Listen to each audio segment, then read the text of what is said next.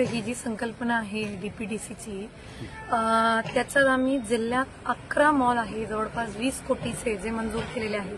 त्यातलं एक आहे बहिणाबाई मठ जामनेर शहरात जे आपण बांधत आहोत. जवळपास 1 कोटीची निधी त्यालाही गेलेली आहे.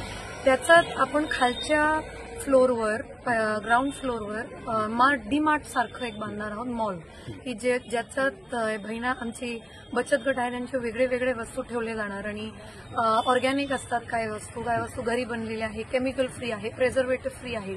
ते लोकांना एक वेगळं ॲडव्हान्टेज मिळेल, त्याची वेगळी ओळख होईल म्हणून आपण त्याला खालच्या पातळीवर मार्ट करतोय, मॉल करतोय.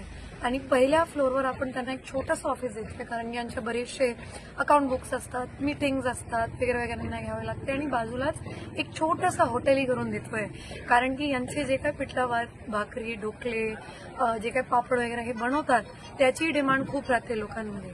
मग तोही राहील. म्हणजे एकदम एक होलिस्टिक मॉडेल आपण यांच्या सशक्तीकरणासाठी डीपीडीसीने आणलंय. मान्य जिल्हाधिकारी महोदय, मान्य पालकमंत्री महोदय, मान्य मंत्री महोदय सगळ्यांच्या मार्गदर्शनाखाली याची संकल्पना केली गेली आहे. उद्दिष्ट एकच आहे, आमच्या जेवढे बचत गट आहेत त्यांचं सशक्तीकरण 100% सगळ्या प्रत्येक दृष्टिकोनातून झालं पाहिजे.